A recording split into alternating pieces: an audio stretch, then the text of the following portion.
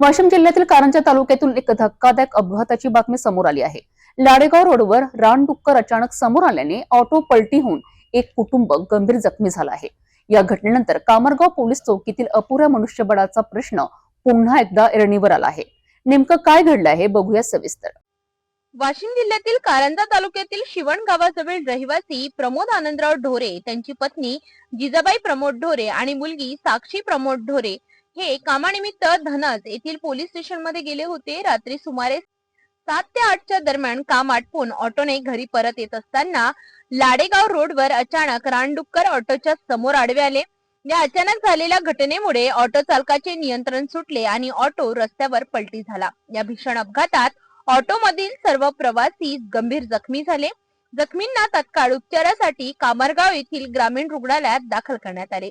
तेथे प्राथमिक उपचार करून जखमी प्रवाशांची प्रकृती गंभीर असल्याने त्यांना पुढील उपचारासाठी अमरावती येथील जिल्हा सामान्य रुग्णालयात हलविण्यात आले। दरम्यान या अपघातानंतर कामरगाव येथील पोलीस चौकीतील अपुऱ्या मनुष्यबळाचा गंभीर मुद्दा समोर आला आहे।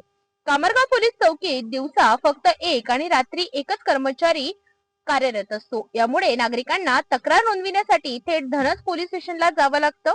गावात वादविवाद किंवा गंभीर घटना घडल्यास एकच पोलीस कर्मचाऱ्याने परिस्थिती कशी हाताळावी असा प्रश्न आता नागरिक विचारत आहेत। विशेष म्हणजे कामरगाव पोलीस चौकी अंतर्गत सर्वाधिक गुन्ह्यांची नोंद होत असतानाही फक्त 1-2 कर्मचाऱ्यांवर संपूर्ण कारभार चालवला जात आहे। त्यामुळे नागरिकांना मोठ्या प्रमाणावर त्रास सहन करावा लागत आहे। रानडुक्करामुळे झालेल्या या अपघाताने फक्त एक कुटुंबच नव्हे तर संपूर्ण कामरगाव परिसरातील सुरक्षेचं चित्र समोर आलं आहे। नागरिकांनी पोलीस प्रशासनाकडे कामरगाव पोलीस चौकीला तात्काळ पुरेसा पोलीस स्टाफ उपलब्ध करून देण्याची ठाम मागणी केली आहे।